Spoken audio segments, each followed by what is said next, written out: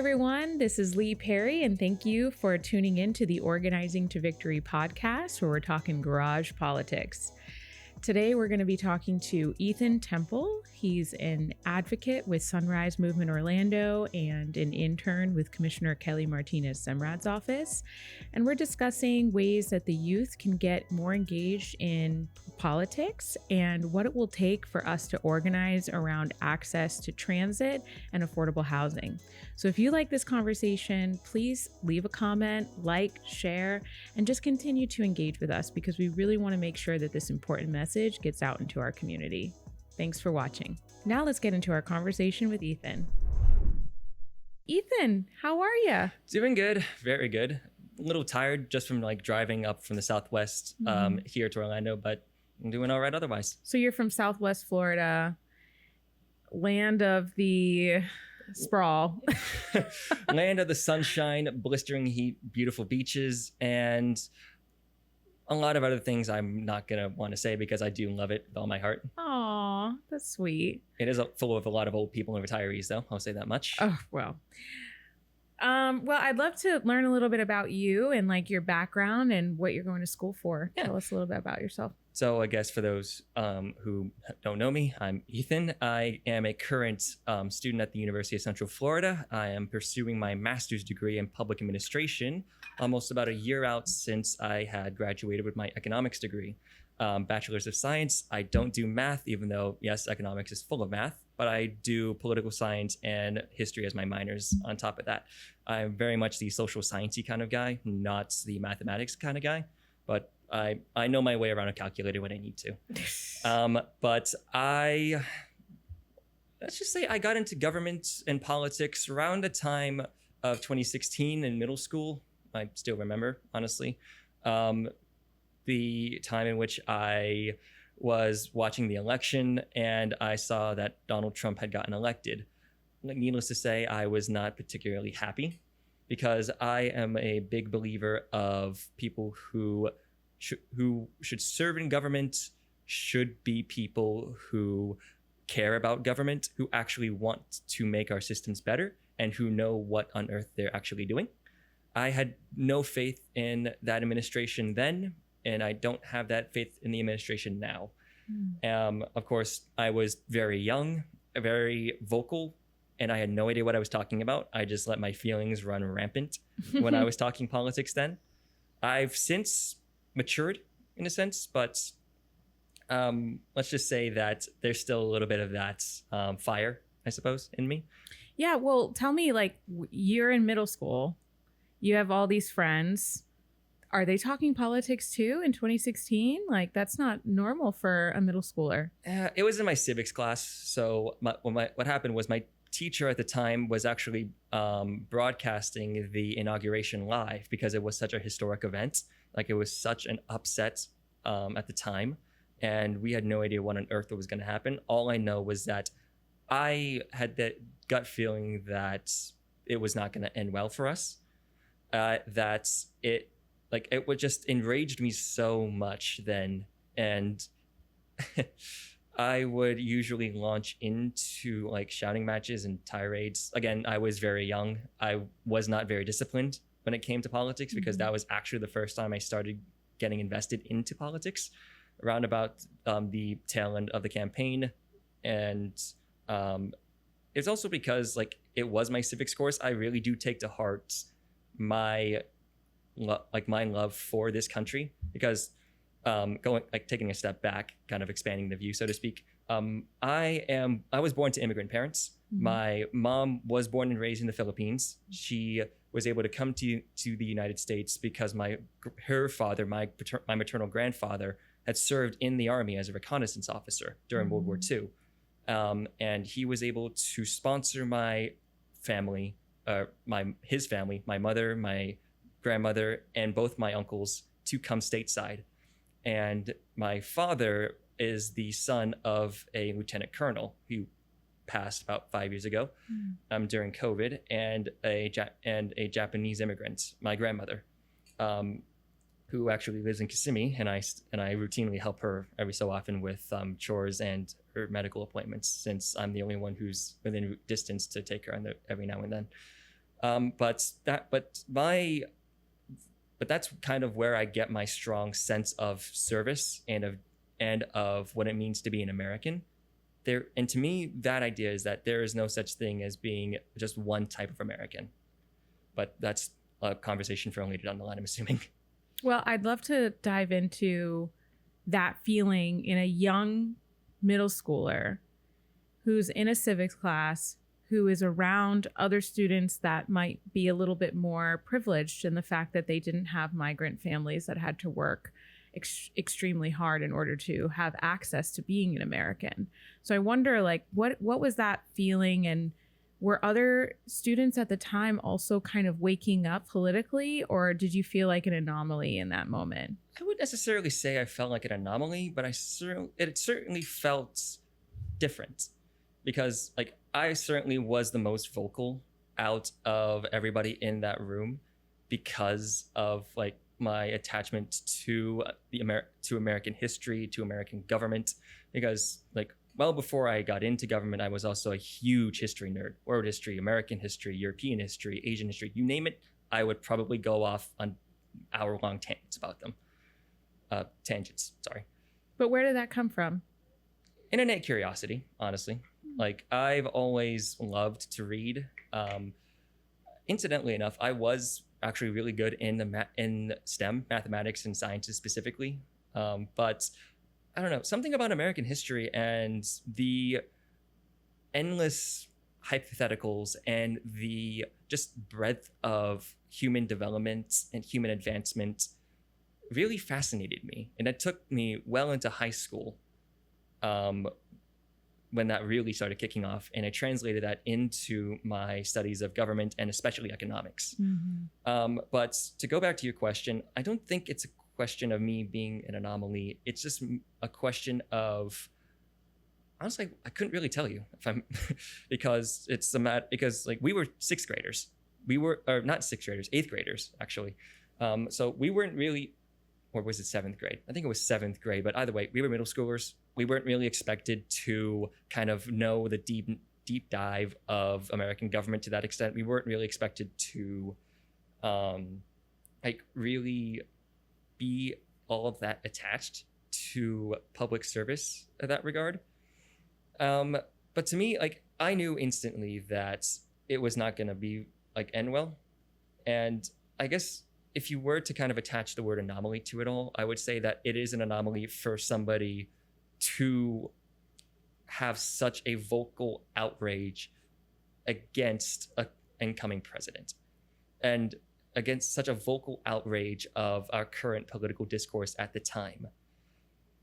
Not to say anything about background or anything, because like, again, we were middle schoolers. We weren't really able to digest, or at least be expected to digest all of this like groundbreaking historical kind of development. But at least from my understanding, it was that this guy was lying so much on the campaign trail. He was doing all sorts of sordid activities with women and just being like a racist SOB that I didn't expect him to really be elected based off those qualities alone. I didn't understand his policies at all. Again, middle schooler, but I knew just as a character, he was not fit to be president, and he still isn't. Yeah, I just have a fascination of how aware young people are feeling like they have to be, or just the tie between technology and how young we're exposing individuals to information, and how that ties to their moral construct and how politically aware they are. So that's really why I was asking that. But here you are, coming of age in civics, heading into high school, and this momentous election happens, and you feel motivated to be more vocal and more politically engaged. So is that partly rooted in why you chose political science? Not necessarily. I mean, Ooh, and you're taking me back here. I was initially wanting to go into history and for university. I was all for history in high school. Whenever there was a question about history, if anybody wanted to study for a history exam or a government exam or an economics exam, they would always kind of tap my shoulder, so to speak. And I would usually be the one to create study guides of my own volition. Nobody asked, but I still sent them out anyway. Basically, if there was a question about social studies, I was usually the go-to. Now, I didn't really advertise myself to be somebody who was this know-it-all. I just really loved the subject matter.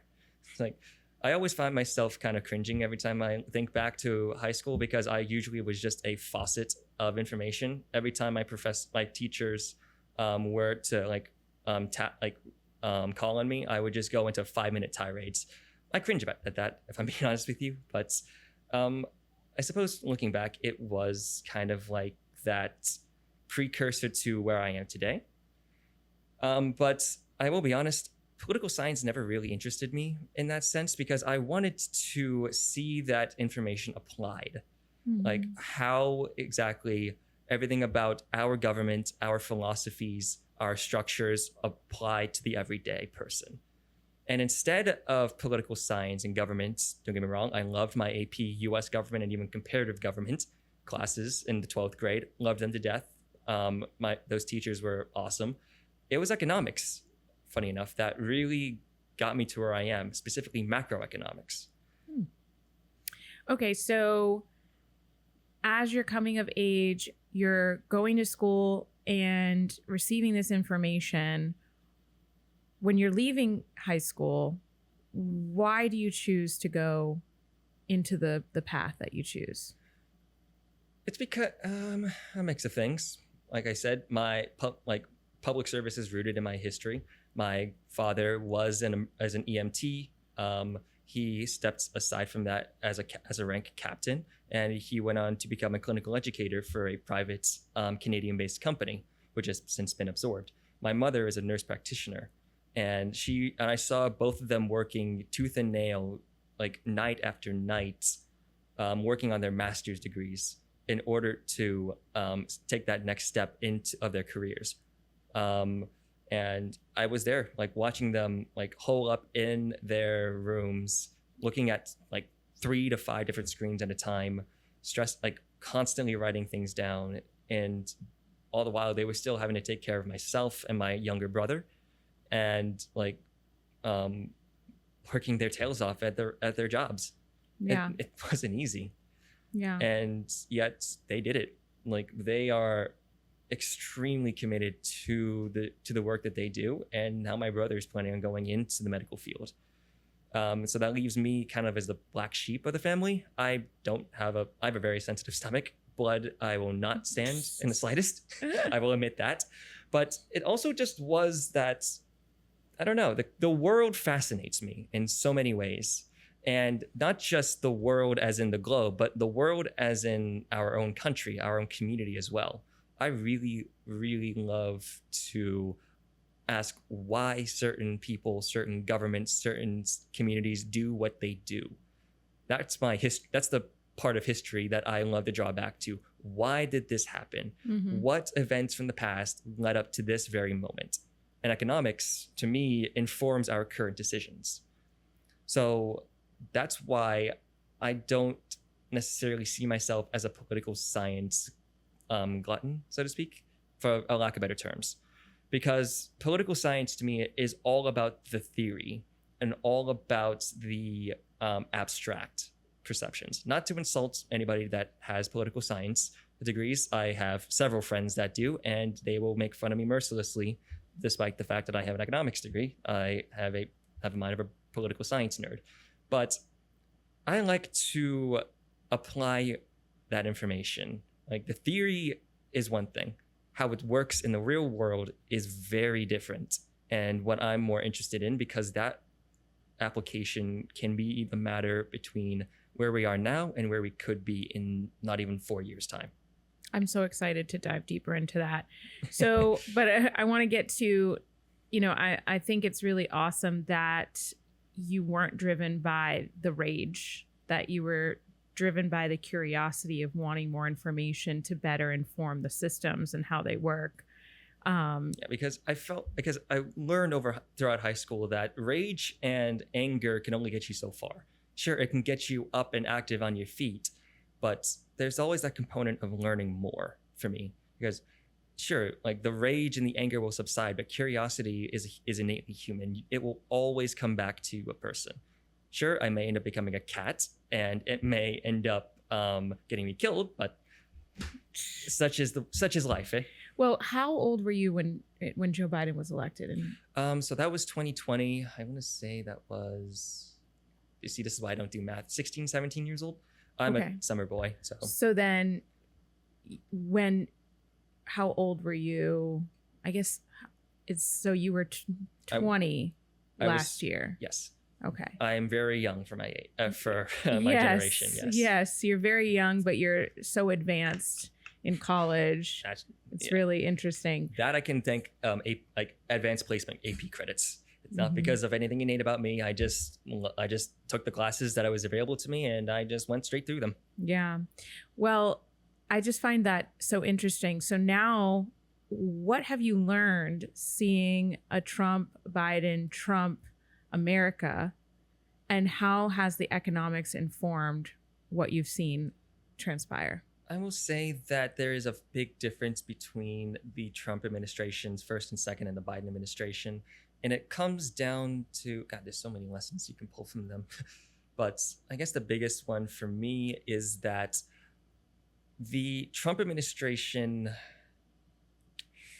let's start with the Biden administration, because I'm afraid I'm going to lose my filter if I go down the route of the Trump administration first.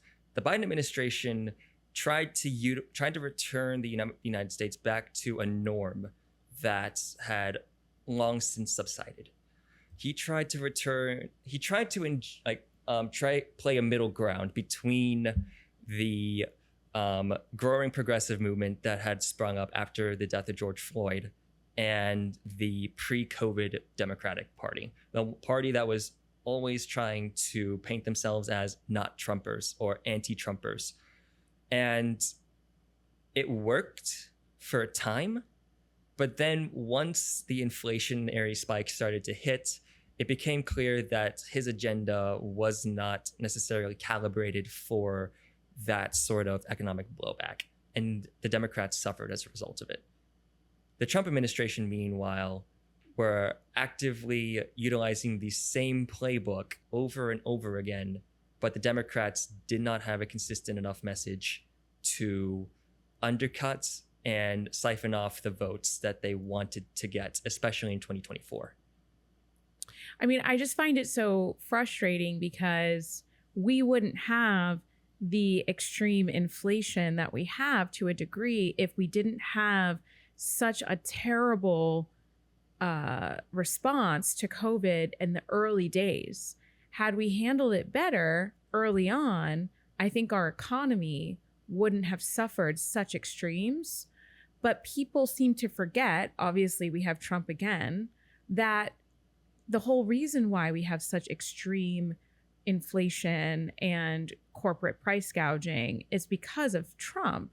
And Biden obviously was not a good messenger. So there are some flaws on that side. Of course. But for some reason, people are so hungry for change because they're struggling so bad right now that their short-term memory for the root causes of how these systems are broken and the root causes for how these things seem to directly impact them, they just forget because they want an immediate change now.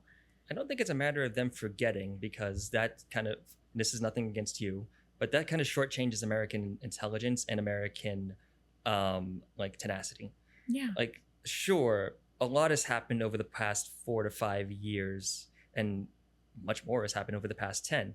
But Americans still remember that it was Trump that got us into the mess that we had gotten over 2020, 2021. But they also remember that it was Trump that had kept prices low, that had kept the economy stable between 2017 and 2020, pre-March 2020. So it was but of course he was still doing all the crazy nonsense that he had been doing, all the corruption, all the scandal, all of the faff that undercut trust in government. Yet at the end of the day, given the state of the American economy and the state of American livelihoods, most Americans are not going to care a trot about what is going on at the high levels of government, so long as their bottom lines, their stability, their financial stability is safe, secure, and growing. Mm-hmm. That is quickly becoming the major downfall for Trump right now because of his tariff plans and because of the fact that he's systematically deconstructing our social safety net. Yeah. Now, I don't care if you are a libertarian, if you're a socialist, if you're a Democrat, Republican, I don't care. But we all recognize that the American service, the American safety net, is what kept America growing throughout the 60s, and it's what kept us so stable even through the COVID pandemic of 2020. For example, it was Trump that had signed off on the American CARES Act, which had distributed roughly $1,200 in stimulus checks. It was under his administration and then Biden's administration that had expanded the child tax credit. That reduced poverty by a factor of 50% in most cases. Mm-hmm. Mm-hmm. Most people had agreed to that it was so successful. But rather than continuing on with that, politics got in the way and Democrats were forced to pull back on that. Why? A lot of reasons, for the record, but the big reason was that it just was not a sustainable policy considering the more pressing matter that was inflation. Now, the Trump administration is doing the exact opposite at a time when inflation is not yet stable under the Federal Reserve's guidelines. Surprised they haven't actually changed those guidelines yet under duress, but I digress. Instead, he is cutting social services. He has jacked up prices through tariffs. Jobs are not growing at the rate that he wants them to, which is why he fired the Commissioner of Labor Statistics a couple days ago, which is mental, honestly. And that's why he's just straight up ignoring all of these economic factors that are so clearly going against him, because he knows that his entire agenda economically is a lie, and he's using culture wars and demonizing Democrats just to distract from that fact. But even his own supporters are against that now. Even his own supporters, when they're not talking about the Epstein files, are furious with the fact that his agenda is seeing the cuts to food stamps, to Medicaid, to Medicare, to Social Security. Oh, not Social Security, but eventually they will. They're talking about privatizing Social Security now. You heard what the Treasury Secretary said. The back door to privatizing Social Security. I thought they were fucking over with that when Bush 43 failed at that miserably. We knew that this was always part of their plan. No, well, I knew it, and I wasn't even born when they tried to deal with privatization of Social Security. Well, I'm just curious now. The Democrats dropped the ball a lot. That's an understatement of the century, if I'm being honest with you. Well, talk to me about your perception of how Democrats could have improved. For one thing, they should have let Harris be her progressive self. I've talked with a lot of my friends about this ever since the election, and for the record, I was all for Harris becoming president. I wanted her to be president. Of course, I didn't campaign for her. I was too busy dealing with my degree, but I wanted her to become president. But looking back at it, the way they handled her messaging, the way they handled what her agenda was going to be like, it was not only very derivative for a Democratic campaign, it also shot her in the foot with a 12 gauge, if I'm being honest. Mm-hmm. Because people are now realizing just how, and this can stay in, how inordinately fucked our economic system is nowadays. You said it yourself earlier, is that our special interests and corporations have kind of pretty much just snuck in, and they have been continually influencing our regulations and our laws. It's like capitalism has a stronghold over our government right now. I wouldn't say capitalism specifically, more hyper-capitalism. And of course, that's a very, that's going to go into a very technical, theoretical way, but let me put it like this. A small collection of people with a lot of money, a lot of power, and a lot of influence over the US economy is pretty much dictating how the government should be handling economic affairs. Yeah. And as a result of that, they are basically dangling re-election money over a number of our politicians, regardless if they're Democratic or Republican. And they are saying, do this, this, and this, and you'll be guaranteed re-election in the next cycle. Now, of course, that's a very wild oversimplification, but as a general average citizen who doesn't have much trust in our government to begin with, you can't help but see that pattern continually when you see the elected officials just voting against what's good for them, for the constituents. The average mom and pop store owner, or the average steel worker, or the average farmer, or the average gig worker. You see all these half-assed efforts at trying to piece together some sort of safety net for these disparate workers. Meantime, when there's a question of tax cuts for the wealthy or deregulation, it's very quick, very, very concerted, very decisive action. Yeah. And that stems to this dates me by about 4 or 5 decades, but this dates back to Reagan. And it was only made worse under Clinton, who basically they basically had to work with a very, at the time, right-wing Congress under Newt Gingrich to basically reform our welfare system into what it is right now. A very inefficient system that punishes people for not filling out paperwork on time. All in a bid to prevent fraud and abuse and quote-unquote welfare queens. Administrative overhaul so that was meant to force people off of the safety nets that they would otherwise have needed. It's not because that they wanted to stay on it. It's because that the current economy at the time, then as now, would not have worked for them to be self-sufficient. The point of a safety net. They rubber stamp billions and billions of dollars to Israel, during a time when a majority of Americans are saying we need help here. And we do not agree with what's happening abroad. Yep. Now, I, for the record, am one that is for international support, but I am wholly opposed to what's going on in Gaza right now, because it's just how can you not be disgusted at what is going on over there?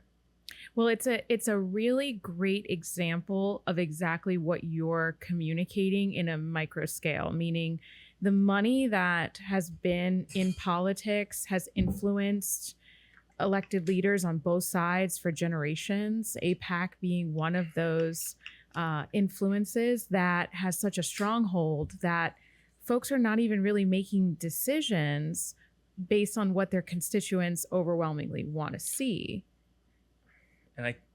And to kind of just play the other side of the coin, I can't blame elected officials for taking that money either, if I'm being honest with you, because this is me wanting to apply history and economics together, because at the end of the day, these elected officials, they were elected for genuinely probably noble causes, barring a few exceptions, but they were elected for a reason, and they wanted to do what is right by their constituents.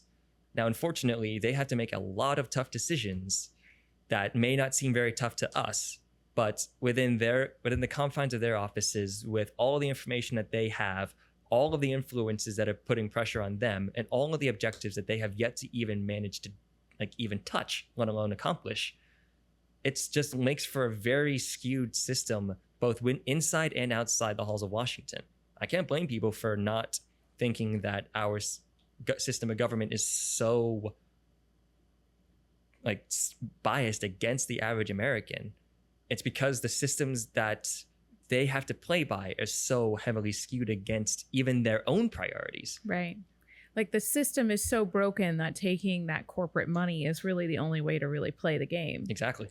You can't even get your foot in the door really unless you have, and that's the narrative that I think we've been told for generations, that you can take their money, but you don't necessarily have to listen to their lobbyists, which we all know they're going to do because they're afraid of not being reelected and they need the money. And at a certain point, they're just putting on a show with sponsorships, sponsoring them effectively. So, I think there's something really deeply rooted there, but I want to go back to how the numbers inform the result.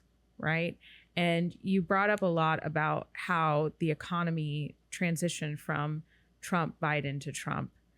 I'm curious because with these social safety nets under attack, with everything under litigation fire, with this dictator at the helm threatening, if you don't play by my rules, I'm going to fire you if you release a report that goes against my view of the situation. I think it has the country in this space where we're a little frozen right now. And I'm afraid that come the end of the year, with the tariffs kicking in this month, with these corporations doing mass layoffs, with no one really being sure how to make any serious decisions right now from an economic standpoint, that we're going to hit this really low. And I don't know if it's recession per se.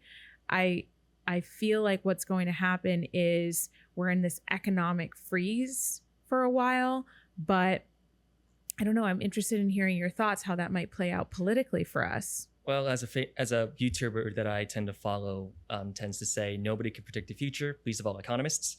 And I don't claim myself to be an economist, but I cannot predict the future as to what exactly is going to happen, because the economic trends are going to be all over the place. People are going to want to buy things now before they get more expensive, but that leads to a self-fulfilling prophecy of things becoming more expensive because of a lack of supply and not enough imports or produced goods to make up that gap. Demand is going to continue increasing, but the supply is going to lag. That's what's going on with affordable housing. But to kind of go back to what you said as well, I personally don't like using the term dictator or fascism or all that, not because it's inaccurate. That's another side of things, but it's because it doesn't.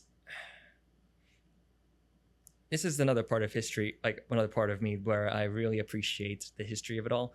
It's that I don't find it necessarily to be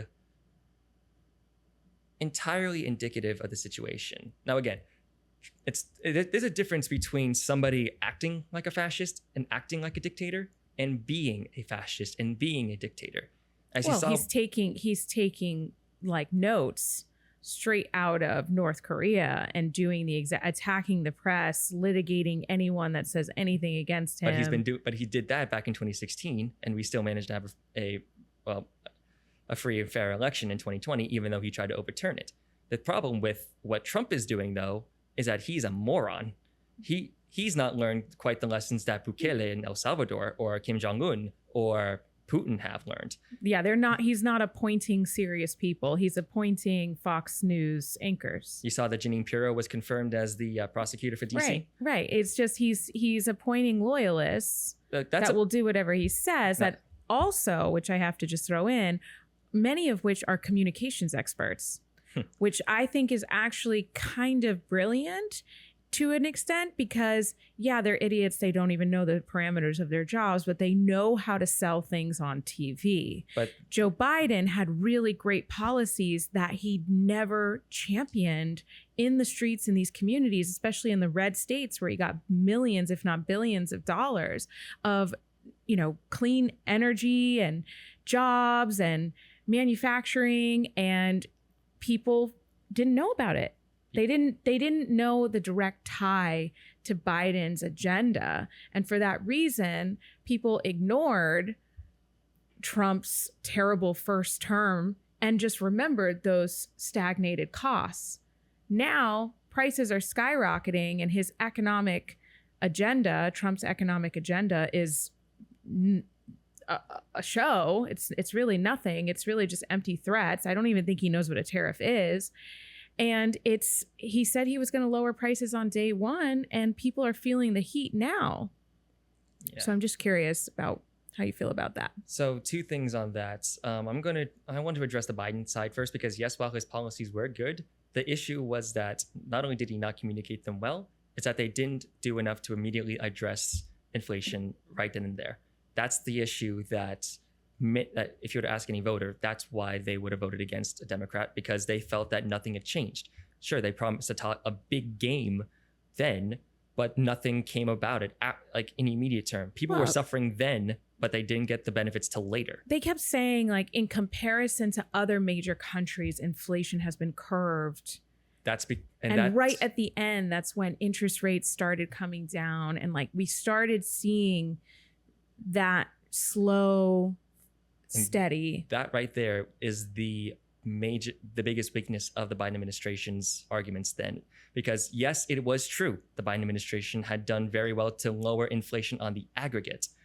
But in individual states, cities, communities, they did not feel that because some of those states for example, did not receive the benefits from the IRA, not the Irish group, but the Inflation Reduction Act. Right. They probably didn't feel the benefits of the CARES Act immediately, not the CARES Act, the ARPA funds immediately, because those are invested in infrastructure. And it took a long time to administer that funding.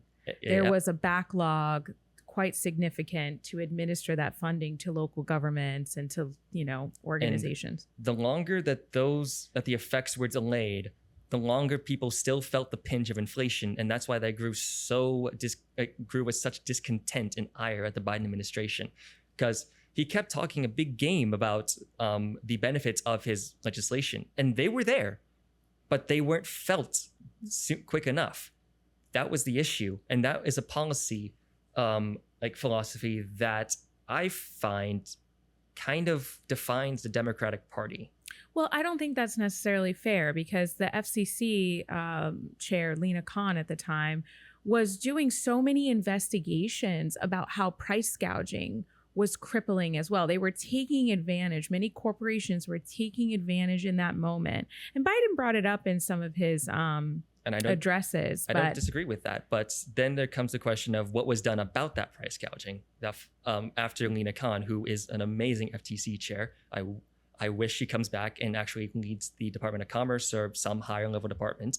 But saying something, acknowledging something that exists, that happens, right, and it has happened, and doing something about it is a difference between attracting voters and keeping them. I mean, I don't know. I don't even know at that point if Doritos is putting less chips in each bag and every single company is, seeing signs of shrinkflation.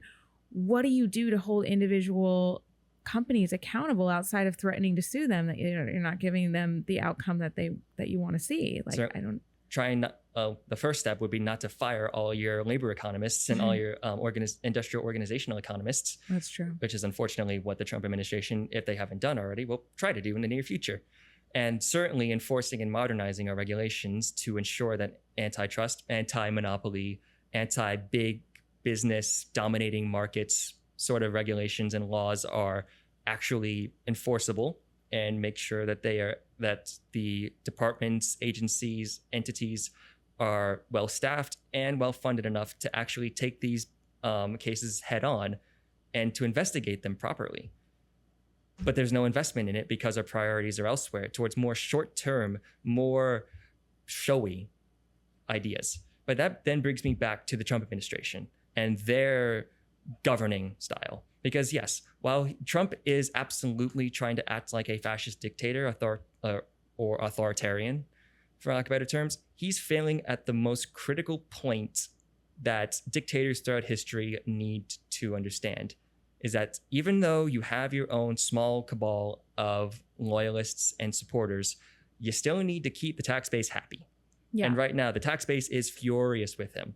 Sure, he has his small base of MAGA, and I'm talking about the ultra MAGAs, those who will follow him through thick and thin, not those who are MAGA, but only because they like his policy ideas. Right. Because there's a big differentiation between that, even within the MAGA, what most consider the MAGA cult. There's a big distinction within that cohort. And that boils down to the fact that not even MAGA in general approve of what he's doing right now because of things like Epstein. Because at the end of the day, if you were really to talk with somebody who is more conservative or who is a loud, proud Trump supporter, if you were to talk to them about how, we should probably have affordable healthcare or government transparency, or name an issue where their wallets are getting hurt and they don't trust government, they will agree with you. But then you tell them, But I want to support Medicare for all. I want to throw Trump and his cronies in jail. They're going to immediately recoil because because among other things, they have grown up in life, like in communities and in households and with personal beliefs that shape how they see certain things. The whole argument about socialism, for example, you're not going to see a whole lot of people who lived during the Cold War from the 50s to the 80s be very keen on like Medicare for all, because they'll think of it as socialism, because that's what was argued about it when Clinton pushed for it in the 90s, or when Obama tried to push for it in 2010. But expanding those social services really helped to make that tax base happy, which is why I'm surprised so much of Project 2025 is being implemented so early on the front end, because it's not trying to hide a lot of that aggressive agenda that's going to directly impact people. Because they know full well that those because the makers of Project 2025 don't want to make a good government. They want to make an ideologically compliant government. Yeah. Because this was made by very hardline conservative ideologues from the Heritage Foundation, and many of them, including a high-level individual, the director of the Office of Management and Budget, basically the guy who quite literally determines what is in a budget and what policies are made basically by the White House. That guy was a major player in the creation of Project 2025. Mm-hmm. And he doesn't care a trot about the voters. Otherwise, he wouldn't have been a part of Project 2025 at all, because that project is explicitly against the interests of every American, whether you are a bleeding heart Kansas resident in the heart of America, or some liberal up in the Northeast in New York. Well, it's kind of like when the dog finally catches the car. It's like, what do they, so Heritage Foundation, puts together Project 2025, Trump immediately enacts it, and now his base is unhappy. They're just going to have to jump through these crazy hoops in order to steal the next election, in order to retain power. And that's the issue. But that is the issue with these, what's it called? Echo chambers. Right. They are all very convinced that their policies are going to make America great again. Whether or not they really believe that is up for debate. That's individual. It's not fair, because it's not an equal playing field for Democrats, honestly, because we do have a bigger umbrella, in my opinion. I feel like if you go to Republican events, it's overwhelmingly more white, older voters. There are some demographics, younger, male, African American, but it's overwhelmingly people over the age of 55 who are Caucasian, who are following the Republican, message right now. And those are individuals that have been clued into politics more than the mostly younger generations of the Democratic Party. But I don't want to talk about the demographics of the parties, because no matter what, America is a diverse country. You're going to see a diverse tent no matter what party you side with, even if it's the libertarians, for God's sake. No, I am of the opinion that what set the Republican Party apart from the Democrats was the messaging that they had employed in 2024. Because if you were to tell me what the Republicans wanted to do in the lead up to 2025, I knew exactly what they wanted to do. They wanted to incorporate Project 2025. They wanted to, quote unquote, make America great again. They wanted to do all these things that I don't agree with, but I know what they want to do. Now think of what happened with the Democratic Party. They had no idea whether or not Biden was even going to run. Because especially after that god-awful debate, I thought he did initially a good job, but listening back to it, oh man, was I so very wrong. But then you bring in Kamala Harris, who has video evidence of her being a progressive in the 2020 election, trying to play to the left of Joe Biden. And then she becomes vice president, and then she becomes a Democratic nominee. Now, I know that she was attacked for who is she, and her racial identity was questioned. I don't excuse that. But the question of what was she going to fight for, what was she going to do, was either very vague or very academically guarded. Right. Because, for example, she kept bringing up antitrust, like we were talking about with Nina Khan. Mm-hmm. Now, I know what antitrust is because I studied economics. But if you were to talk to somebody like my mother, for example, who is a nurse practitioner, who is very well educated, she wouldn't know what antitrust means because that's not what she thinks about on the daily. Likewise, you are not going to, if you can't get what antitrust is through somebody like my own mother, how the hell are you going to be able to get that through to an average Joe Schmo farmer out in the Midwest? Right. Now, not even the base was happy either, because to the base, to the progressives, to the liberals, like the leftists, if I may, even they weren't happy because nobody knew whether or not she was going to be 2020 progressive as an attorney general of California progressive, or reserved 2021 to 2024 vice president reserved Kamala Harris. Nobody knew.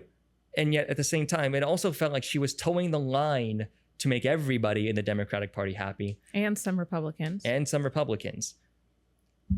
I want to argue that they had gone about it the wrong way of trying, because now, don't get me wrong, bipartisanship is crucial to American democracy, to any democracy for that matter.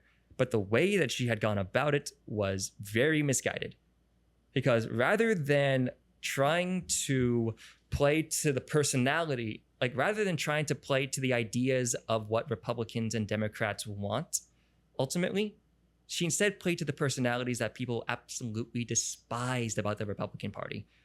Mm-hmm. Liz Cheney being the principal example of it. Now, I was happy way back when Liz Cheney was stumping for Harris at the time. I was ecstatic about that because he was a principled moderate Republican standing next to a Democrat in 2024. You don't see that nowadays. Right. But once I took the rose-tinted glasses off, I realized that was a historic blunder because of what the Cheney name suggested. Mm-hmm. The Iraq War, the wars in the Middle East, post 9/11, the war on terror, all of that had led to our god awful amount of money that we're dumping into the defense industry right now. Right. All of that. And here was the daughter of that man standing next to the nominee of the Democratic Party. But to come together to remind people how terrible the insurrection was, and to talk about the fact that was a literal attack on human beings. And 5 police officers died that day. And that is crucial.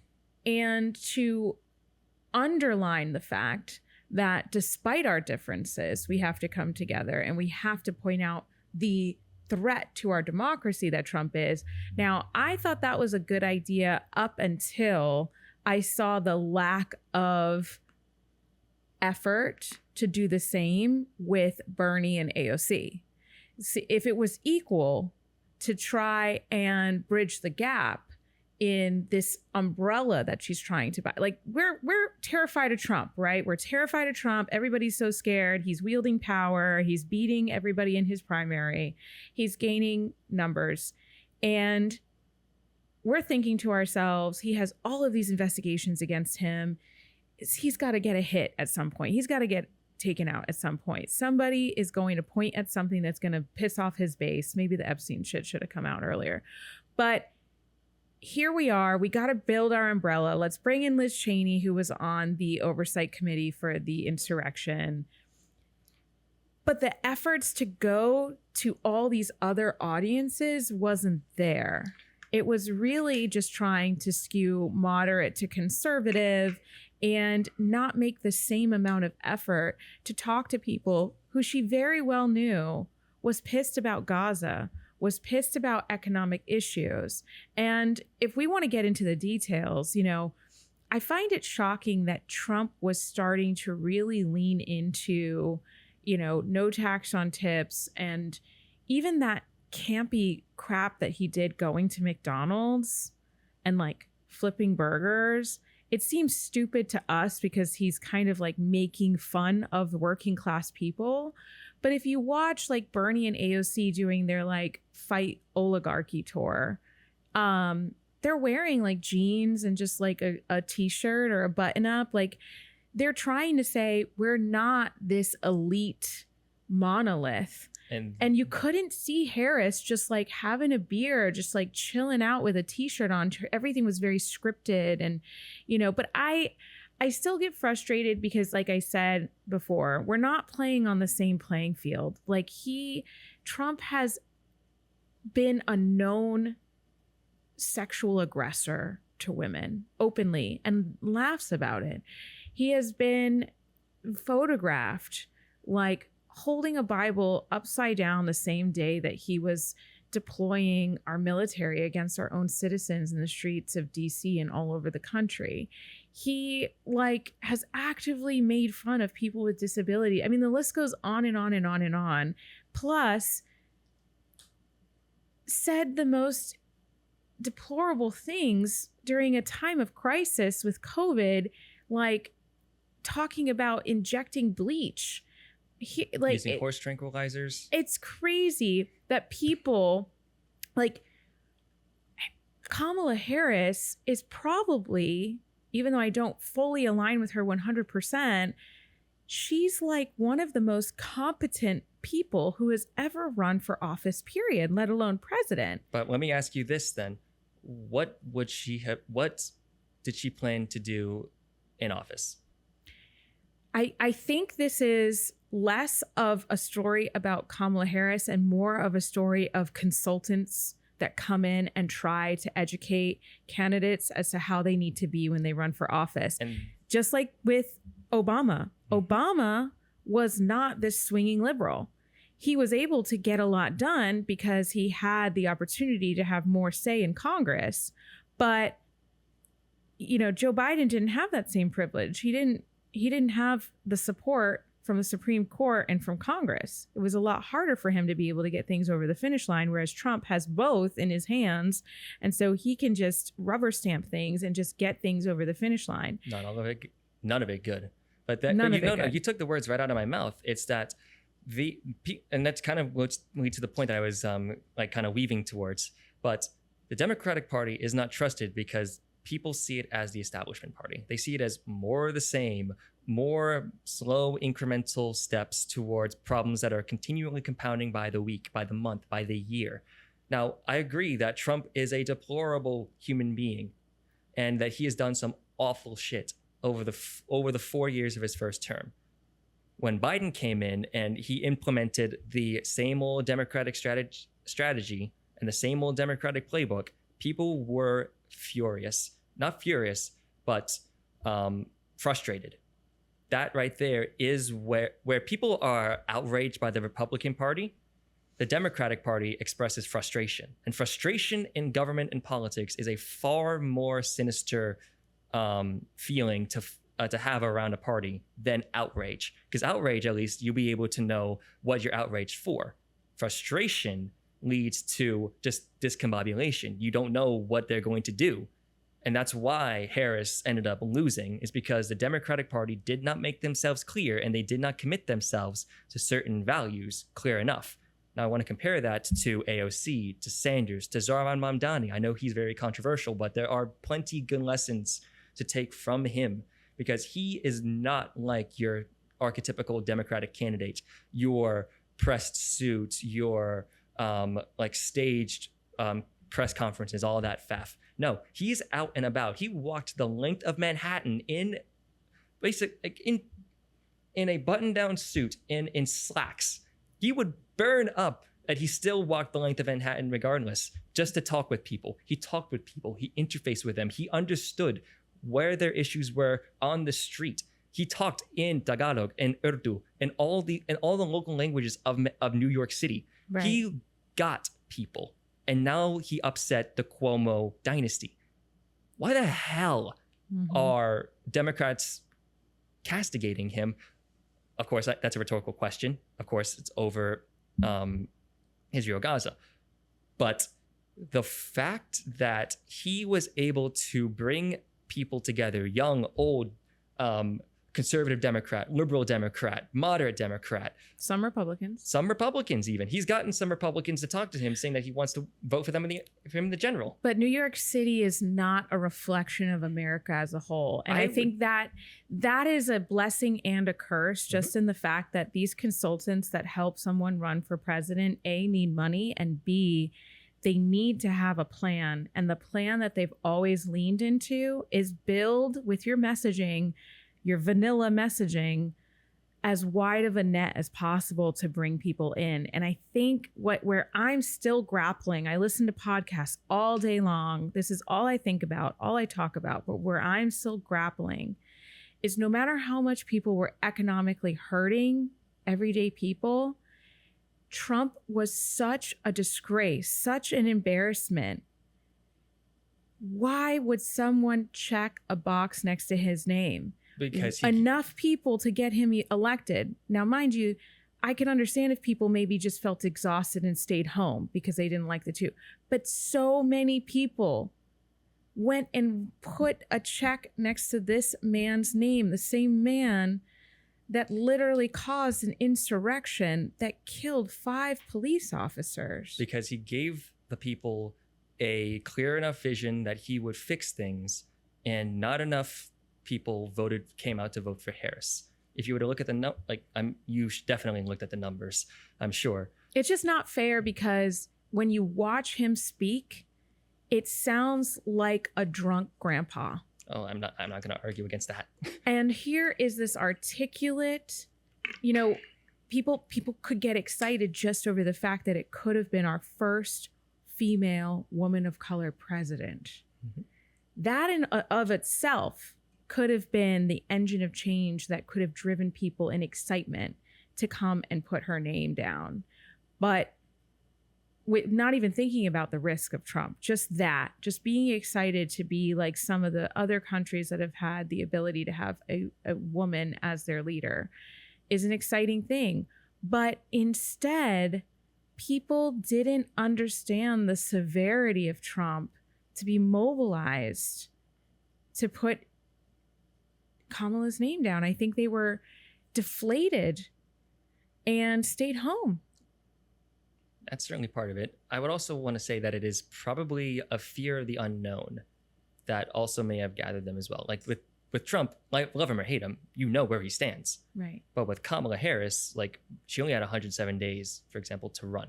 Right. It doesn't take 107 days to piece together a platform, let alone one that is very guarded by consultants who probably drafted them for her, or that are very wonky, very academically articulated. And the mistrust of just knowing that Biden should not have run again, and for everyone in his orbit to have allowed that probably just put a bad taste in everyone's mouth in general, just for the sake of he's supposed to be the leader of the free world and he can barely answer a question about abortion. Like, forget it being even on a debate stage. I don't think it even made sense what came out of his mouth. And so for that, I think people probably looked at the party and just said, well, what are we doing? Exactly. And that's the very same sentiment I feel now, not even 6 months after Trump was inaugurated. Like, I don't know where this party, who I am a card-carrying member of, ever since I was first able to vote. Yeah. I don't know where this party stands.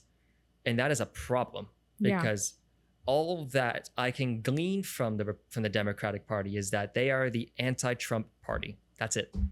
Like, sure, it's easy to fight against. I think that should still be enough, but that's enough for the midterms. But what about trying to actually gravitate and pull together a coalition for governing? Yes. Where is that proactive, forward-looking message that the Democratic Party was able to cobble together during the Great Depression of the 1930s, during the Civil Rights Movement of the 1960s? Where is that party? I still, to this day, feel like the Democratic Party asks, what are you going to do for me? And the Republican Party says, what are you going to do to others, like migrants, that's going to change my situation, right? Like, I think they were very effective at making a distraction out of the immigration issues for generations, not just in this past election. Not just immigration. But predominantly, when you go by Fox News, every single story is about a migrant that killed somebody in a car crash or, raped someone. And it just gets to a point where it's like, they are very good at finding an enemy and making that the message over communicating what they're going to do for you. Because they know that is easier than inviting the pressure from the opposition on questioning their policies, because they have no policies. They have not had policies since Reagan. But their base doesn't expect policies from them. No, they surely do. Like Mitch McConnell, what has he done for his constituents? Good question. Other than just be a racist ass. Well, freeze up on the podium is one, but that's beyond the point. I mean, what has he done? And he's been reelected how many times? It's because of that phenomenon of incumbency. Because people are so used to voting for him and voting for the Republican Party because they are continually fed the lie that Democrats are the problem, that immigrants are the problem, that welfare queens, all these tropes are problems. Socialists are problems.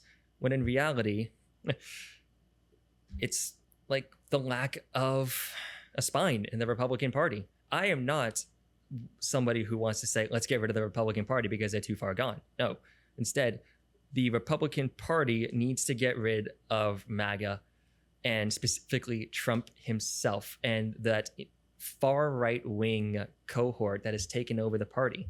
Right. Because because the Republican Party has been built around the idea of fighting against rather than fighting for, because they are against government, they are against immigrants, they are against a social safety net, they are against so many different things that would actually help people. And that's what the base expects. But in reality, even the base expects some level of help. You're seeing polls now that show that even Republicans who want more from the government, and these are people who are more likely to be more politically engaged and politically aware, that are answering these polls. You're not going to see a regular person who has a day job 9 to 5 answer those polls. No, you're going to listen to people who are activists, who are people that live, breathe, eat, sleep, drink politics. Those are people who are more likely to vote polls. You and myself would probably do that more often than not. Well, let me know. So tell me this. What do you think we need to do to capture Gen Z and really working class people right now? I would say build a forward-thinking message that actually puts working class people and Gen Z at the forefront of it, because those are the two cohorts that will guide this future of this country. They should be the spearhead. Right now, they are the bottom rung of the ladder, and even then, that ladder's probably snapped in half. And where does that start?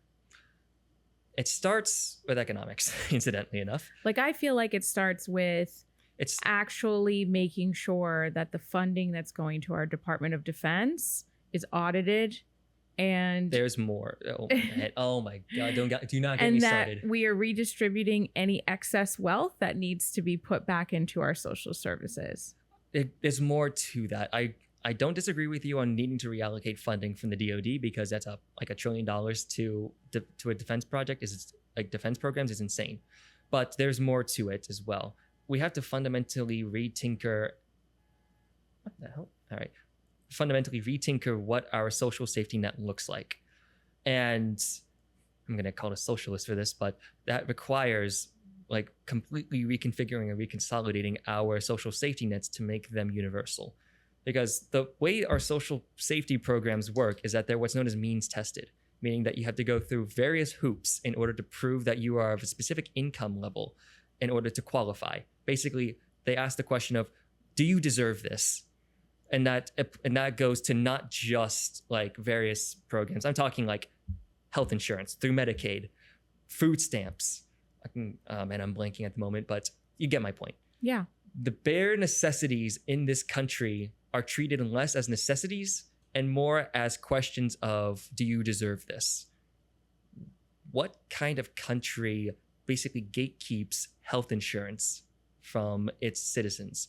Who on earth would want to continue to uphold that particular sort of philosophy that, oh, you need to work hard in order to afford the basic necessities of life? And that's true with public housing as well.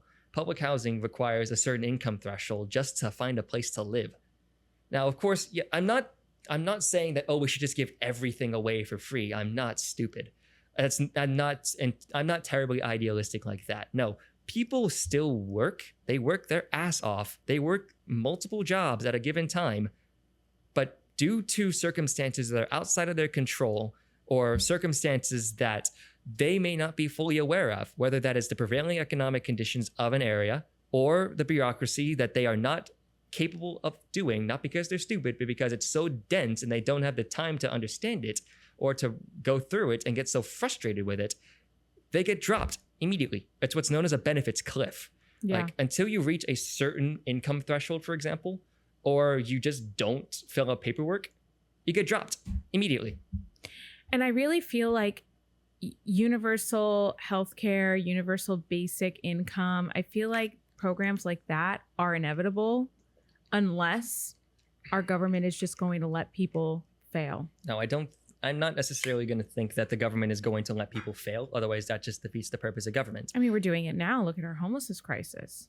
Look at how the lack of response to, I don't even know, probably like 15, 20 different natural disasters that have happened that have just scrolled by on our feeds that Trump hasn't responded to. And that's because he is set on a dogmatic path that, frankly, is going to be very difficult and not impossible to pull from. But no, I think the big question of the reforms that you and I, and no doubt a number of progressives, want to see is, how is it going to work?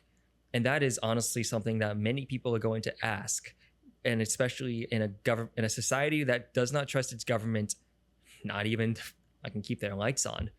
Yeah, but the big beautiful bill just put another $3 trillion onto our deficit, and now we're in a situation where whoever the next president is going to have bigger problems to solve because of the Trump administration. So how can we even get to the root? Plus, the lack of regulation on AI, people are going to be... Now, that actually was shot down by a vote of 99-1, was it? It was a massive vote. So there are still going to be regulations imposed on AI. Just to want to make that clear. But I know... Not enough. I know. It's never enough. Because I think that what was shot down was just the fact that states now have the ability to regulate it. But that's what it was. They were trying to do away with the ability for states to regulate it for 10 years. But I don't think... There's a lot of states that just they think of it as, let's invite these data centers, let's invite these industries because they're economic drivers, when it's so unregulated and it's so new that we don't really have the long-term impacts of how much cost it's going to have on our natural resources, on our population. And to say the least, of potential consolidation and monopolization of the industry. Oh God, don't get me started on that. That's what I'm saying. But it's a... The only way we don't have like a Great Depression is if we have universal basic income by the time that a next president comes in. Now, I have my issues with universal basic income, if I'm going to be honest with you, but I see this more from the perspective of providing services that are more accessible to those that do need it. Now, I'm going to use the example of universal healthcare because that is something that honestly I think that the Democratic Party needs to be focusing on. I think we would save money if we had universal healthcare. And we would.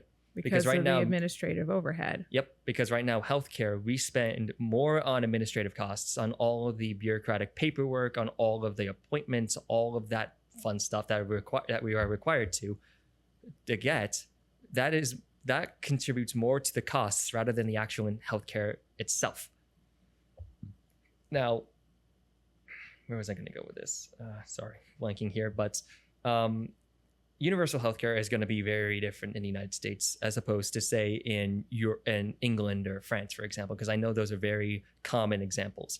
I would more personally want to look towards the German model or the Canadian model, because those are both federalized systems that, let's use Canada, for example, because I know if Trump watches this, he's going to love the fact I'm going to reference Canada. But the Canadian health model is this. The national government sets standards for what the health insurance is going to be. It is single payer, the government provides it. But rather than the national central government providing it, they just set the standards and the regulations. It is the provinces, the equivalents of states, that administer it. And they utilize very specifically tailored programs in order to provide the care that they need. And there's still room for the private market to provide supplemental insurance. There's a baseline care model for each state, province, but supplemental care is provided through private companies. Now, I know that's not going to be very keen on those who want a Bernie type model, but if I'm going to be honest with you, if I were to propose this to Bernie himself or to Representative Jayapal or AOC, they would probably be inclined to agree with it because it balances so many aspects of the American spirit, but also the American government as well. That it would be difficult to implement, yes, but it could be implemented while addressing several different objectives at once. It would be able to establish universally accessible healthcare for people while also ensuring a federalized nature that allows for the governments of local, state, and federal levels to work in concert rather than at odds. And it would still allow private markets to make a little bit of money off of supplemental insurance because that's our ethos. And that's not a bad ethos to cultivate. What is bad, though, is letting the leash off of them and letting them run wild. That is my issue with the current economy at this moment in time, is that we have basically let the leash off of companies, corporations specifically, not small companies, and let them run wild, both politically and economically. Yeah, where they can just deny like 80% of their claims, but still charge people with extreme rate increases year over year. And there's a reason why people are so are very intent on defending Luigi over that, because it's an extreme action. I don't agree with the fact that somebody had to die for it, but the fact that somebody had to die over how our insurance models are so completely broken speaks volumes to just how little we actually are doing to fix it.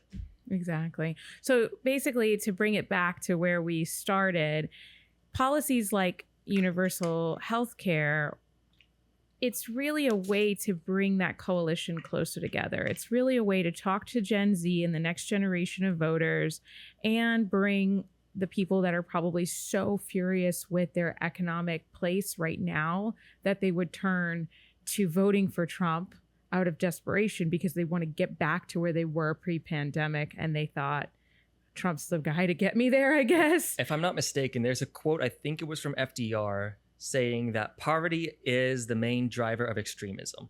This was said during the Great Depression, and that's exactly what happened in Nazi Germany. Not sure if you're going to blur that, or fascist Italy, or any countries that had fallen to fascism and to authoritarianism in the 1920s and 30s. And what we're seeing right now in Europe post-Great Recession. Because people are so frustrated, so angry, and so fearful of what's going to happen, they are afraid of whether or not they're going to be able to be solvent come the end of the year. They are so furious with the incumbent government at the time, and they are so frustrated with efforts to relieve that pain and stress.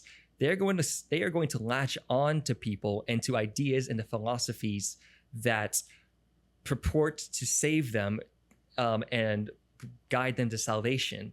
That's where you get people like Trump. That's where you get things like Brexit. That's where you get people like Nigel Farage. That's where you get people like Boris Johnson, Viktor Orban, Vladimir Putin, Modi too. Even in democratic countries, no country is safe. No democracy is safe if its government fails to provide for the economic security and well-being of its citizenry.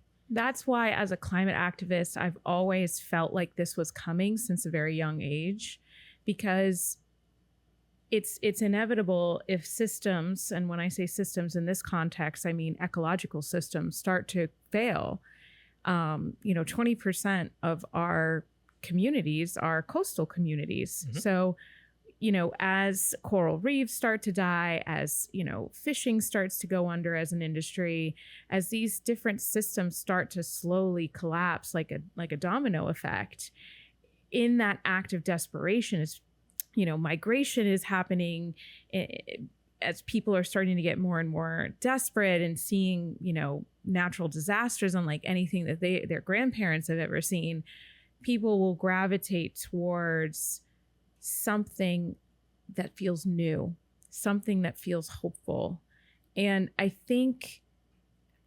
still disagree that Trump, if we had a really handsome fascist rise up and promise people the world and actually come through on some things, I would be terrified. Because, that's actually something that Trump as an idiot is doing wrong, is he is promising the world and then not following through and immediately enacting his plan, which is hurting people directly.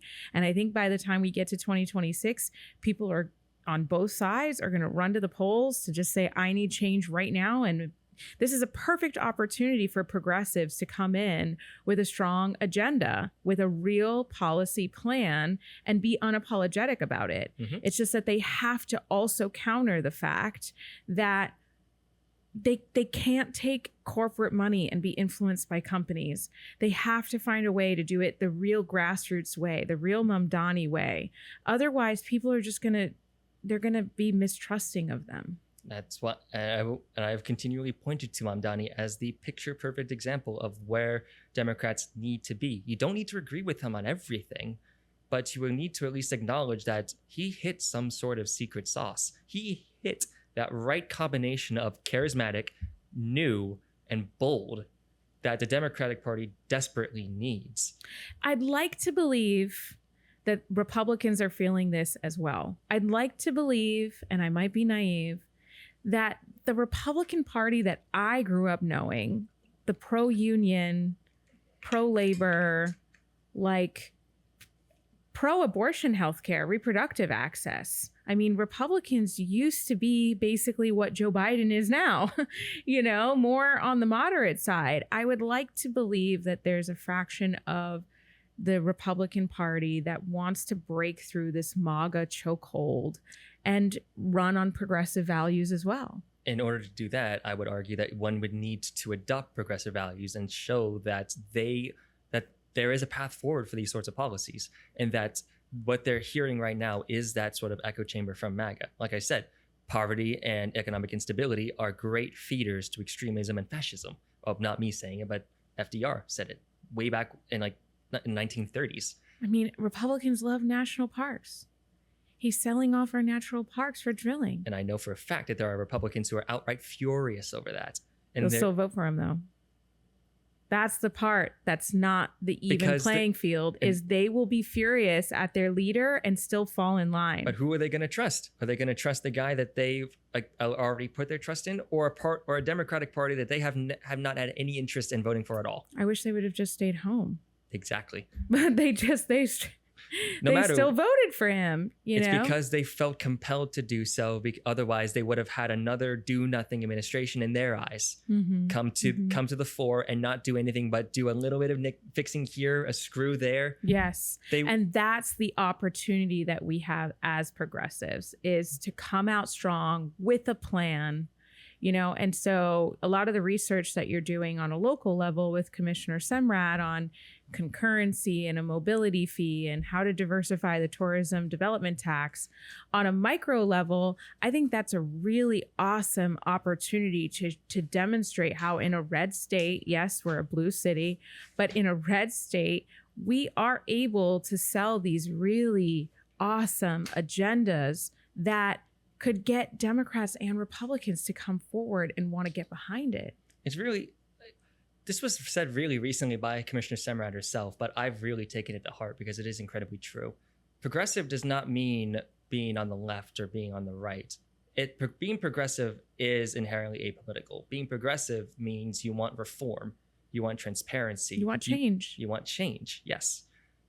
And that sort of mentality is something that I want to see the Democratic Party fulfill. Yeah. That is something that I want to see members of the Republican Party fulfill. Yes. Because I know for a damn fact that there are Republicans out there who very much believe that we should be having affordable healthcare, universal healthcare even. We should have affordable housing. There should be protections for natural ecosystems and parks, because Democratic or Republican, you want to go out to Zion National Park and it's going to be gorgeous.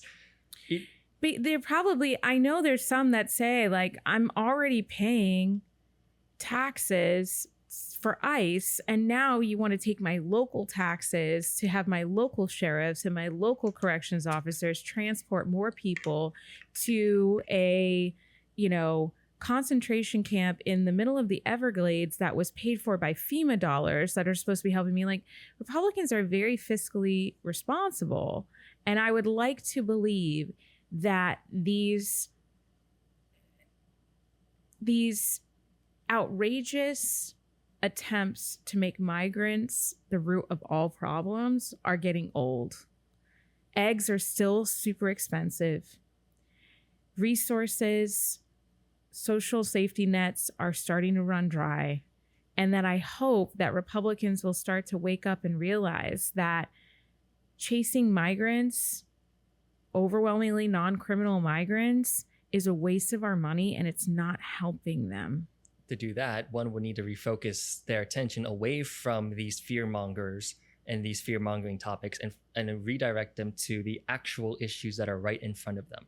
Right. I'm not talking about big corporations because, yes, while it is true that they do have a lot of influence in how our economic system is built right now, we need to be focusing on things that are more directly impacting them at the moment, like affordable housing, for example. Right. Like Orange County has such a deficit in affordable housing right now, both because not enough supply is being built, but also because there are people who are well beyond the means of that housing that they are living in right now is currently occupied. What I mean by that is, say, for example, you make $90,000 a year. You are currently renting out an apartment that would be meant for somebody that is making $40,000 a year. That is shockingly common in Orange County right now because it is expensive even for those that are considered middle class. Yeah. Those that are making $108,000 right now are living in apartments that are for households that make half that salary. Yeah. It is bad. And it doesn't help that now with Vision 2050 not being functional, attainable workforce housing is only considered for those that are making between $108,000 and $126,000 a year. That's crazy.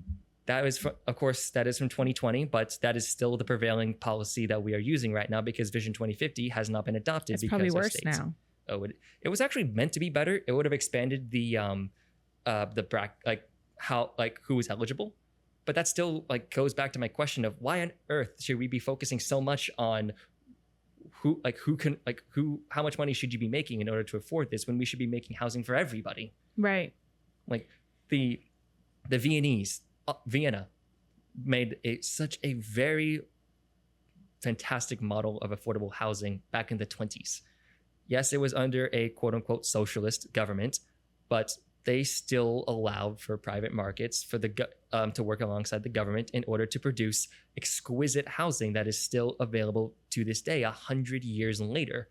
And their pricing model keeps it affordable, among the most affordable in the continent of Europe. Right. Which is better than the German models, better than the British model, better than not the Finnish model. Nobody can beat the Finns. Better than the Italian model, for example. Every single country that is considered wealthy is struggling with affordable housing right now. And that, to me, is a driving factor for why you're seeing so much extremism, because people are both incredibly desperate, but they're also incredibly unsure of where to go. And they're just getting information from the person that they trust most, and that is that orange Dorito sumbitch up in the White House. It's that, but also, I mean, we tried to get a tenant's bill of rights through the state legislature back in 2022, and instead the reaction was a greedy landlord omnibus that basically gave landlords the ability to evict someone without barely any notice, even pregnant women, and keep their conditions absolutely deplorable, but have no checks and balances over their rent increases. And that right there is the consequence of not having a good government actually stand up for what it wants to do. But I thought that would have been the thing that would cripple DeSantis. Now, mind you, the Democrats put up Charlie Crist. Bad idea. But I thought that something like that would have been the key to cracking through this noise of how migrants are the roots of all of your problems and be able to say, we have an opportunity to hold companies accountable for price gouging you.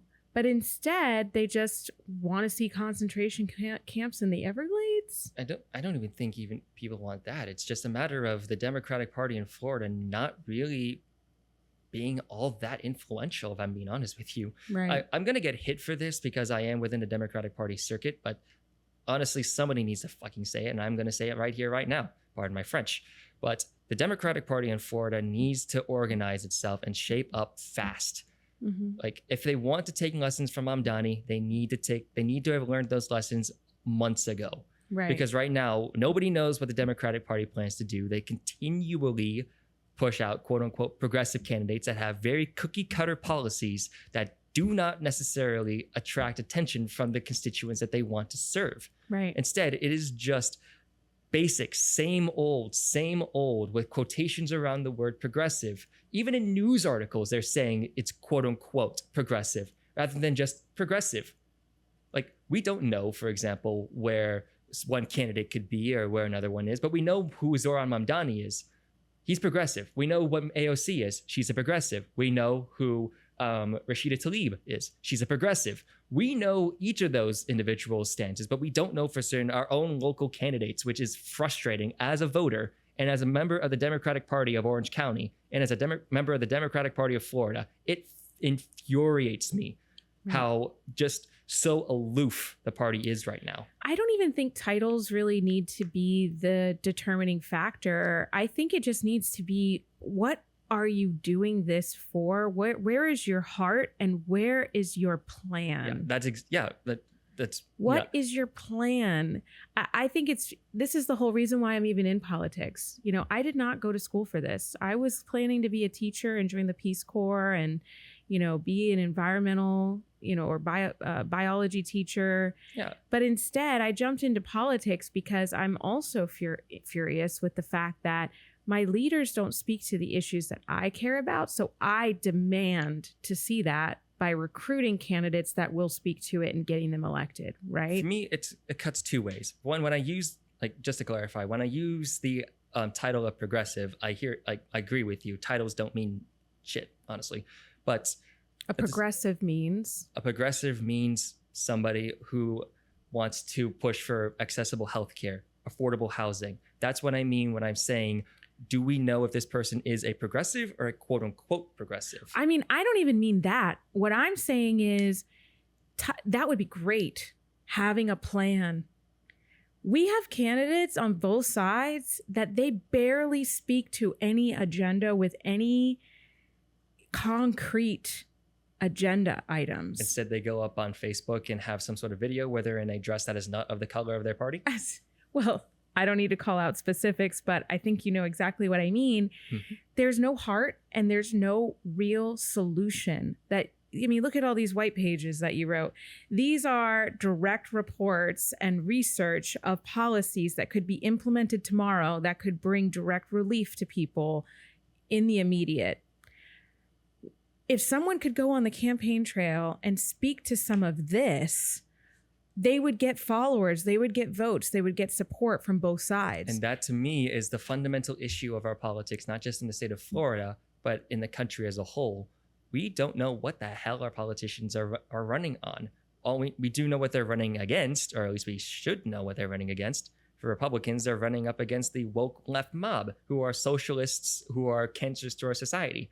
For Democrats, they're running against these hard right, fascist, authoritarian douchebags who like to fly to an island with Jeffrey Epstein. Right.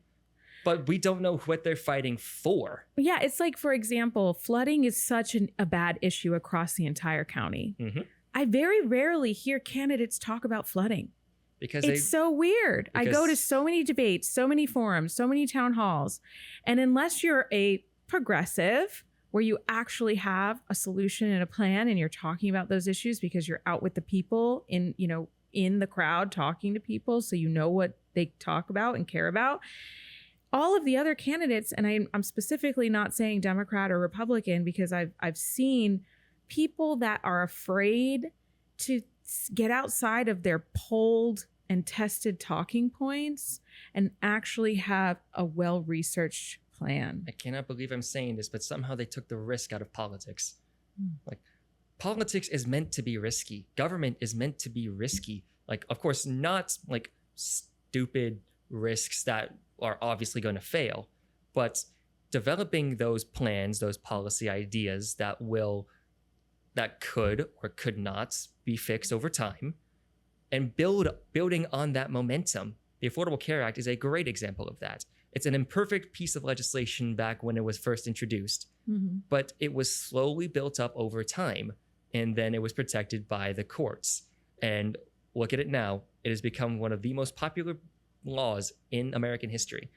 And then the Republicans just decided to gut it because they've been holding a grudge against the Obama administration for a few obvious reasons. Even though, I mean, it was Mitt Romney's original plan. But anyway, tell us a little bit about Sunrise Movement Orlando and what's next with you and that organization. Of course. So with Sunrise, of course, they're a climate advocacy organization, but they have been branching out into other, not directly environmental areas. Yeah, exactly. I've recently been working with their public transportation working group, which we have a meeting with in the coming week, actually. And we want to find a way to kind of, transplant the public transit network of Miami-Dade to Orlando. Now, that is a very ambitious plan and one I'm very much excited to see. I am, though, that kind of person that asks, how is that going to work? What exactly is going to need to be done in order for A, B, C, D, E, and F to be done in order for that to happen? Like, as much as I love to kind of go in head first into ideas, I'm also one that I've learned through my time with Commissioner Semrad that you need to know the details. And as my dad will always tell me and will continue to tell me, because I never know when to stop, slow down. You need to one must slow down in order to get a better understanding of the expanses and complexities of what they're dealing with. That has been something that I have learned through my time with the commissioner, and that is something that my dad has been trying to get through my thick skull for pretty much my entire life, both childhood and adult. So I am basically working with them in order to understand the nuances of that plan, and of course, I'm tying that in with my research, with the actual research working group, and as well as my research with the commissioner. So basically, I have a kind of like a triangle of sorts. So I had the transportation working group, the regular research group, and Commissioner Semrad's office. All the research that I do so far are interconnected between all three in order to make sure that everyone is pretty much lockstep, at least in my mind, to make sure that all the information is coordinated, and whatever information I find from either axis will be able to feed the other side, respectively. So, for example, whatever I find with public transportation, it's able to inform my research and my research with the working group, as well as the research with the commissioner, vice versa. And I think this research on affordable housing and transit and how we can reinvest different revenue here locally into some solutions, I think this will become its own series and its own conversation. So I'm glad that we're teeing it up here, because this is going to be the agenda that we want people to run on next year. And so you're really crafting the foundation of what I think progressives are going to expect to be coming out of the mouths of anyone who plans to step foot in a race in the upcoming elections. I would say there are also some issues as well that absolutely need to be touched on, but that I have not yet done research to, but it does point to something that I've wanted to get off my chest for quite some time. And this is a broad statement for progressives at both locally and nationally. Talk with the communities. Understand what is going on in your communities that can inform your policy. Bun the consultants, bun the suits. If they go out of business, so be it. That's hyperbole, but what do you know? Talk with your people. The best consultants in the country are your own voters. Absolutely. So it's like, again, we see it with Mamdani. We're going to see it again with other progressive candidates, whether they are actually committed to their bits or not. And I think it also, even if you don't win as a candidate, it helps shapes the culture of your community. If you're doing awesome listening sessions with your constituents to fold that into your policies and your plans, but to also do the inverse and educating your residents so that they fully understand how these things are directly impacting them. Mm-hmm. I've always like understood politics as something of a symbiotic relationship. Mm-hmm. Of course, politics is the game of getting your interests known and acted on, ultimately. But when it comes down to the details of it all, people mean good. People want to succeed in life. They want to live in safe communities with good people. But through fear, through veils, through filters, we are in a world that is very isolated right now. Progressives have a perfect opportunity to break those bubbles and to actually get people to network and be a part of something much bigger than themselves. I guess if you kind of go all the way back, why exactly I am in politics and why I am going more into government, it's because that I see politics and government as a way of uniting people, right? Like better terms. Now, this is very much off the whole political discourse, and I think we might need it. But for those who don't know soccer or football, as I say, I support a team called Liverpool Football Club. Of course, they've won the league recently. I'm going to continue bantering about that till kingdom come. I don't care, but there's a point to it. No worries. They have a particular anthem and a particular ethos about them that I really gravitated towards. Their motto is just a part of a song that was written by Americans called "You'll Never Walk Alone," which was originally from a 1945 Broadway musical called Carousel, written by Rodgers and Hammerstein. In 1963, Gary and the Pacemakers, a local band from Liverpool, did a cover of it. And since then, it has become the anthem of a club that has seen triumph and dominating the English game and tragedy by seeing 97 of their own supporters die at a football game. The FA Cup semi-final between Liverpool and Nottingham Forest at the Hillsborough Stadium, April 15th, 1989. It was known as the Hillsborough disaster, and the government at the time actually slandered the whole city of Liverpool by blaming the deaths on the supporters themselves. Margaret Thatcher, let me just put it like that.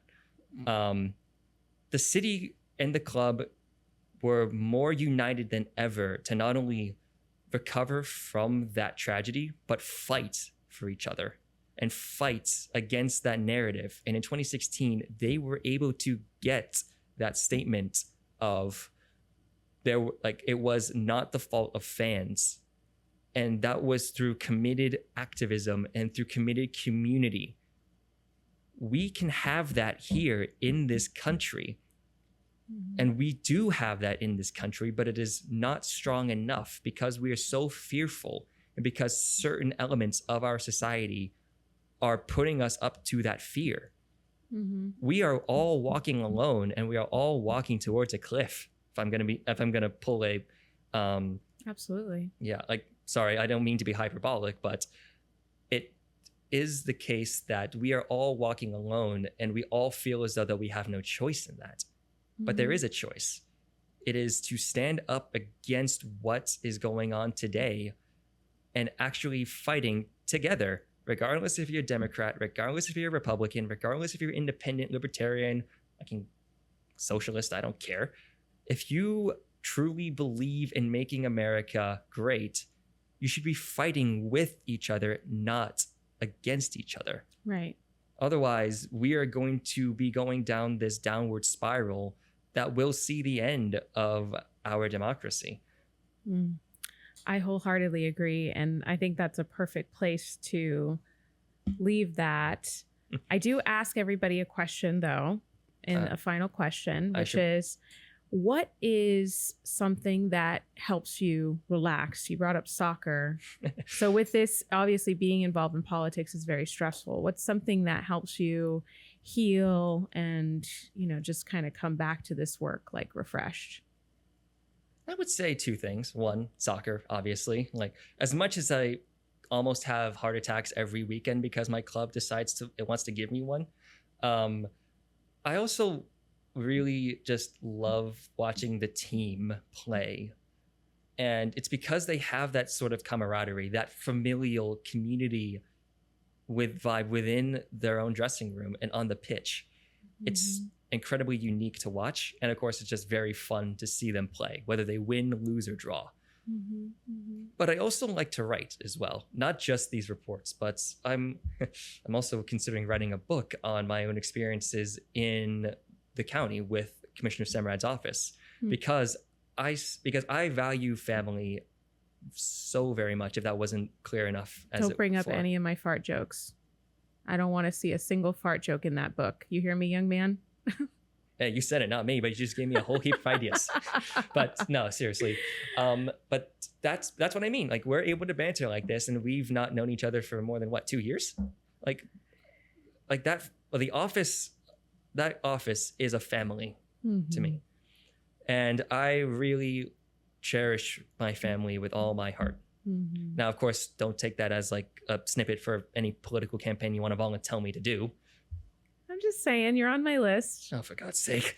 But I really do cherish the fact that I get to not only grow with people like you, with like Jared, with Angie, Wes, Victoria, Commissioner, but I also get to learn from you all as well. And I so honestly respect each and every one of you for getting up in the morning, despite the chaos, despite the shitstorms that you're constantly thrown into. You continually to get up and fight. And that is something that my parents have always told me to do. Never walk away from a fight. You finish it, regardless of the outcome. That sounds like something an elected official would say. Don't even start.